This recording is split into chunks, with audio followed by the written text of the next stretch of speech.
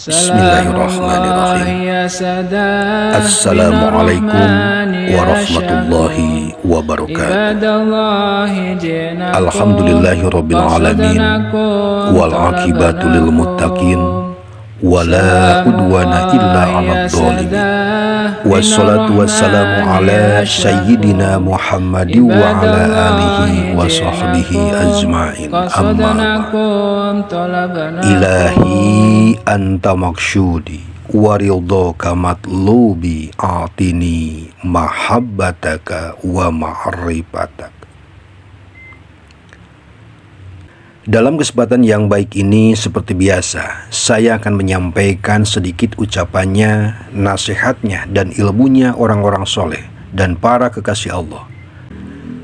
Semoga kajian yang singkat ini ada manfaatnya, berkah, dan menjadi wasilah untuk kita semua mendapatkan limpahan cahaya hidayah, taufik, rahmat, maghfirah, dan ridhonya Allah Subhanahu wa Ta'ala. Saudaraku, berdoa merupakan perbuatan yang mulia karena bentuk penghambaan umat Islam kepada Tuhannya, yaitu Allah Subhanahu wa Ta'ala. Selain itu, berdoa juga merupakan perbuatan para nabi dan Rasulullah, sehingga ketika kita meniru mereka, berarti kita berjalan sesuai dengan aturan syariat. Perlu diingat, semua doa umat Islam, termasuk doa kita, akan dikabulkan oleh Allah Subhanahu wa Ta'ala. Akan tetapi dengan kadar dan kebutuhan setiap hamba-hambanya. Meski doa kita belum terkabul, setiap doa yang dipanjatkan akan diberikan pahala oleh Allah Subhanahu wa Ta'ala, karena doa merupakan bagian dari ibadah. Berdoa bagi umat Islam sangat beragam cara dan polanya. Akan tetapi tujuannya sama, yaitu memohon kepada Allah Subhanahu wa Ta'ala. Salah satu cara berdoa yang masyhur di kalangan umat Islam, terutama di kalangan ahli thariqah, yaitu dengan tawasul kepada orang-orang yang soleh dan dianggap suci dan dekat dengan Allah Subhanahu wa Ta'ala, baik mereka masih hidup maupun sudah tidak ada secara jasad. Sebenarnya, sejak zaman dulu, bahkan sebelum manusia turun ke muka bumi ini, yang namanya tawasul itu sudah ada. Jadi tawasul itu bukan barang baru dan juga bukan hasil karya manusia. Ada sebuah kisah tentang tawasul yang dilakukan oleh manusia pertama, yaitu yang mulia Nabi Adam alaihissalam, saat beliau masih ada di dalam surga. Kisah ini disebutkan dalam sebuah hadis yang diriwayatkan oleh yang mulia Imam Al-Hakim An-Nasaibur. Dalam hadis itu diceritakan bahwa tak kala yang mulia Nabi Adam alaihissalam menyesali perbuatannya yang telah terbujuk oleh rayuan iblis, beliau segera bertobat kepada Allah Subhanahu wa Ta'ala. Beliau meminta ampun dengan menyebut nama yang mulia baginda Nabi Muhammad SAW sebagai wasilah. Padahal yang mulia baginda Nabi Muhammad SAW waktu itu belum lahir ke dunia. Bunyi hadisnya adalah sebagai berikut. Imam Hakim An-Nasaibur meriwayatkan dari Umar berkata bahwa yang mulia baginda Nabi Muhammad SAW bersabda, ketika Adam melakukan kesalahan, lalu ia berkata, "Ya Tuhanku, sesungguhnya aku memintamu melalui Muhammad agar kau ampuni diriku." Lalu Allah Subhanahu wa Ta'ala berfirman, "Wahai Adam, dari mana engkau tahu Muhammad padahal belum aku ciptakan?"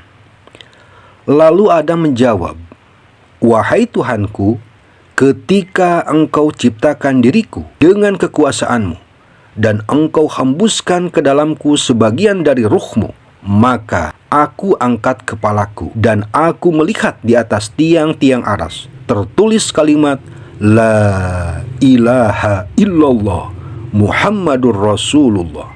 Maka aku mengerti bahwa engkau tidak akan mencantumkan sesuatu dengan namamu kecuali nama makhluk yang paling engkau cintai." Lalu Allah Subhanahu wa Ta'ala menjawab, Benar Adam, sesungguhnya ia adalah makhluk yang paling aku cintai. Berdoalah dengan melaluinya, maka aku telah mengampunimu. Dan andai kata tidak ada Muhammad, maka tidaklah aku menciptakanmu. Hadis riwayat Hakim, dan ia berkata bahwa hadis ini adalah sahih dari segi sanadnya. Saudaraku, dengan hadis ini sudah jelas bahwa tawasul itu bukan hal baru dan tidak dilarang. Bahkan yang mulia Nabi Adam pun disuruh oleh Allah Subhanahu wa taala untuk bertawasul kepada yang mulia baginda Nabi Muhammad SAW, padahal beliaunya pun belum ada. Tawasul adalah praktek berdoa kepada Allah Subhanahu wa taala dengan menggunakan perantara, baik dengan amal soleh, para rasul, nabi, mursyid, wali Allah, dan orang-orang soleh lainnya, baik yang masih hidup maupun yang sudah tidak ada secara jasad, atau dengan nama-nama Allah yang baik seperti Asmaul Husna. Menurut para ulama yang tercantum dalam kitab Bughyatul Mustarsyidin halaman 297 dijelaskan, tawasul kepada nabi serta wali semasa hidup maupun setelah wafat beliau-beliau hukumnya mubah atau boleh secara syara, sebagaimana keterangan hadis sahih. Saudaraku yang dimuliakan Allah Subhanahu wa taala, tawasul kepada wali yang sudah wafat bukan berarti kita meminta kepada wali. Kita tetap meminta kepada Allah Subhanahu wa taala, akan tetapi hanya menjadikan mereka perantara sebagai doa kepada Allah Subhanahu wa taala. Tawasul berasal dari kata wasilah yang berarti jalan atau sarana untuk mendekatkan diri kepada Allah Subhanahu wa taala. Allah Subhanahu wa taala berfirman dalam Al-Qur'an surat Al-Maidah ayat 35 yang artinya, "Wahai orang-orang yang beriman, bertakwalah kepada Allah dan carilah wasilah atau perantara untuk mendekatkan diri kepadanya." Ayat ini secara jelas memerintahkan kepada kita umat Islam untuk mencari jalan mendekatkan diri kepada Allah Subhanahu wa taala yang oleh sebagian ulama ditafsirkan disebut sebagai tawasul. Dalam ajaran thariqah atau tarekat, tawasul termasuk amalan pokok yang setiap hari wajib diamalkan oleh muridnya, baik dalam melaksanakan dzikir, khotaman, manakib, tahlilan, ziarah kubur, riyadah, dan lain sebagainya. Ada satu hadis tentang sahabat yang buta. Hadis ini dari Utsman bin Hunayf. Ia berkata, ada seorang lelaki buta mendatangi yang mulia baginda Nabi Muhammad SAW dan berkata, "Aku mohon kepada Allah agar menyembuhkanku."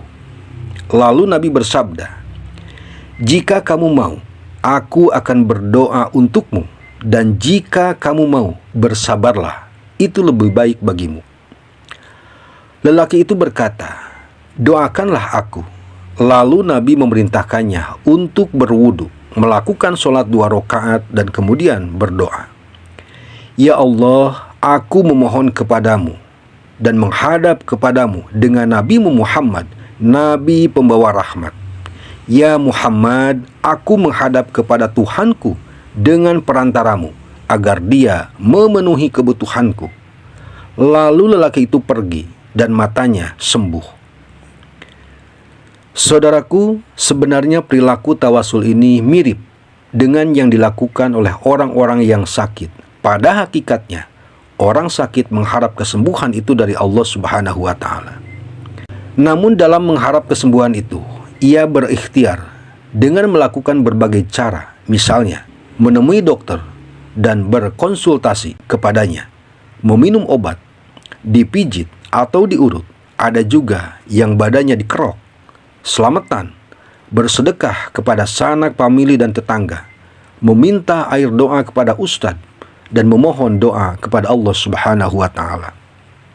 Ketika Allah memberikan kesembuhan, kita tidak tahu ikhtiar mana yang menjadi jalan Allah memberi kesembuhan itu, dan kita tidak bisa memvonis obat yang menjadi jalan kesembuhan atau sedekah atau air doa, atau karena diurut. Karena sesungguhnya Allah Subhanahu wa Ta'ala tidak terikat dengan media. Bahkan Allah berhak dan kuasa memberi kesembuhan pada siapa saja, sekalipun tanpa media apapun, langsung disembuhkan oleh Allah Subhanahu wa Ta'ala.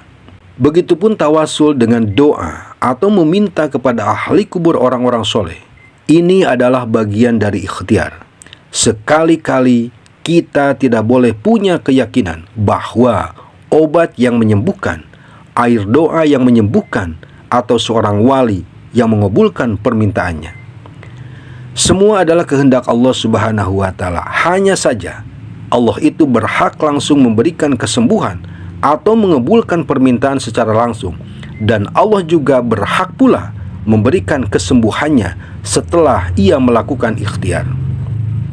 Jadi di mana letak syiriknya? Karena tawasul atau berdoa atau ikhtiar berobat itu adalah wasilah, dan yang menyembuhkan tetap Allah Subhanahu wa Ta'ala.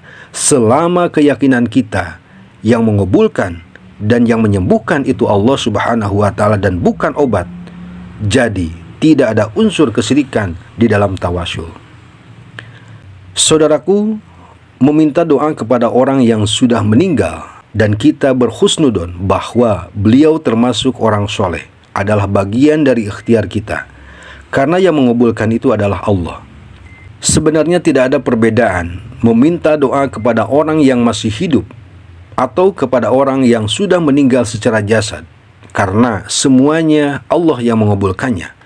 Bahkan memohon doa kepada orang yang telah meninggal, ini telah dicontohkan oleh sahabat Nabi. Dalam suatu hadis disebutkan, masyarakat mengalami kekeringan di masa Umar.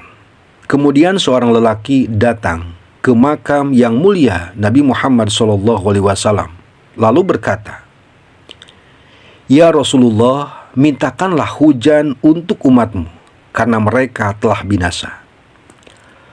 Lelaki itu kemudian didatangi dalam mimpinya, lalu dikatakan kepadanya, "Datanglah kepada Umar, sampaikan salam kepadanya, dan berilah kabar bila kalian akan diberi hujan. Katakan kepadanya, teruslah bersungguh-sungguh khidmat kepada umat."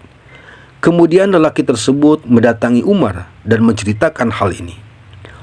Umar menangis lalu berkata, "Wahai Tuhanku, aku tidak meninggalkan kecuali apa yang aku tidak mampu melakukannya." Kisah ini diriwayatkan oleh Imam Ibnu Abi Saibah, Ali Baihaqi, dan lainnya, serta disahihkan oleh Imam Ibnu Hajar Al-Asqalani dan Imam Ibnu Katsir.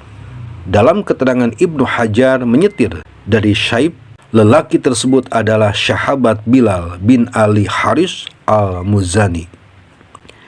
Saudaraku yang dimuliakan Allah Subhanahu wa Ta'ala, tawasul memiliki beberapa manfaat, terutama dalam mendekatkan diri kepada Allah Subhanahu wa Ta'ala. Manfaat tersebut antara lain untuk membersihkan hati, mensucikan jiwa, dan membangun hubungan yang baik dengan para kekasih Allah. Berikut beberapa manfaat tawasul diantaranya. 1. Membersihkan hati dan penyucian jiwa. Tawasul khususnya melalui dzikir dan riyadoh yang dianjurkan dalam ajaran Thariqah Qadiriyah wa Naqsyabandiyah membantu membersihkan hati dan penyakit hati dan mensucikan jiwa dari sifat-sifat tercela. 2. Membangun hubungan dengan kekasih Allah. Tawasul menjadi cara untuk membangun kedekatan dengan para aulia dan orang-orang soleh yang telah mencapai kedudukan tinggi di sisi Allah Subhanahu wa Ta'ala. Hal ini diyakini akan memberikan keberkahan dan rahmat dari Allah Subhanahu wa Ta'ala. 3. Mempercepat sampai kepada Allah. Tawasul dianggap sebagai salah satu jalan untuk mendekatkan diri kepada Allah Subhanahu wa Ta'ala, mempercepat sampainya tujuan spiritual dan memudahkan proses ruhul amaliyah atau pembinaan rohaniah. 4. Mendapatkan ridho Allah Subhanahu wa Ta'ala. Dengan bertawasul, seorang hamba berharap mendapatkan ridho Allah Subhanahu wa Ta'ala melalui perantara orang-orang yang dicintai dan dekat dengannya. 5. memperoleh manfaat duniawi dan ukhrawi. Selain manfaat spiritual, tawasul juga diyakini dapat mendatangkan manfaat duniawi seperti kemudahan dalam usaha, perlindungan dari bahaya, dan keberkahan dalam hidup. 6. Penghiburan dan ketenangan batin. Tawasul dapat memberikan ketenangan batin karena merasa lebih dekat dengan Allah Subhanahu wa Ta'ala dan merasa dibantu oleh orang-orang soleh dalam berdoa. 7. Menghidupkan teladan. Tawasul dapat menjadi sarana untuk meneladani akhlak mulia dan perilaku baik dari para nabi, para mursyid, para wali Allah, dan orang-orang soleh lainnya. 8. Memperkuat iman dan ketakwaan. Dengan mengingat kebaikan dan keutamaan orang-orang soleh, tawasul dapat memotivasi diri untuk meningkatkan keimanan dan ketakwaan kepada Allah Subhanahu wa Ta'ala. 9. Memperoleh syafaat. Tawasul juga dapat diartikan sebagai upaya untuk mendapatkan syafaat atau pertolongan dari Allah Subhanahu wa Ta'ala melalui perantara orang-orang soleh di hari kiamat. Meskipun sebagian ulama berbeda pendapat mengenai apakah boleh bertawasul dengan orang yang sudah meninggal secara jasad, namun sebagian besar ulama, terutama ahli thariqah, memperbolehkannya selama tidak ada unsur penyembahan. Dan juga tawasul itu adalah bagian dari ajaran Islam yang memiliki dasar kuat dalam Al-Quran dan hadis. Dan juga tawasul ini adalah amalannya orang-orang soleh, para kekasih Allah, para wali Allah, dan para mursyid thariqah. Walaupun yang mulia baginda Rasulullah SAW sudah wafat secara jasad, umat Islam sangat meyakini bahwa beliau tetap bisa mendoakan kepada umatnya sebagaimana diterangkan dalam sebuah hadis. Yang mulia baginda Rasulullah SAW bersabda, "Hidupku lebih baik dan matiku juga lebih baik bagi kalian. Jika aku wafat, maka kematianku lebih baik bagi kalian. Amal-amal kalian diperlihatkan kepadaku. Jika aku melihat amal baik, maka aku memuji kepada Allah Subhanahu wa Ta'ala. Dan jika aku melihat amal buruk, maka aku mintakan ampunan bagimu kepada Allah Subhanahu wa Ta'ala." Hadis riwayat Ibnu Sa'ad dari Bakar bin Abdullah secara mursal. Oleh karena itu, banyak para sahabat yang mengajarkan tawasul kepada yang mulia baginda Rasulullah SAW setelah beliau wafat secara jasad, seperti Utsman bin Hunayf, Bilal bin Haris al-Muzani, Aisyah, dan lain-lainnya. Bahkan disebutkan, orang-orang soleh itu masih hidup meskipun telah wafat secara jasad. Hal ini dijelaskan langsung oleh Allah Subhanahu wa Ta'ala dalam surat Al-Baqarah 154.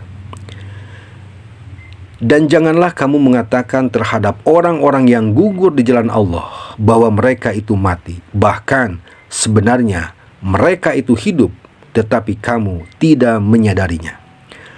Dalam surat lain yaitu Ali Imran 169, Allah juga berfirman, "Janganlah kamu mengira bahwa orang-orang yang gugur di jalan Allah itu mati. Bahkan mereka itu hidup di sisi Tuhannya dengan mendapatkan rezeki." Dengan keterangan yang telah saya sampaikan, semoga tidak ada lagi keraguan untuk bertawasul atau meminta doa kepada orang soleh, baik yang masih hidup ataupun sudah wafat secara jasad.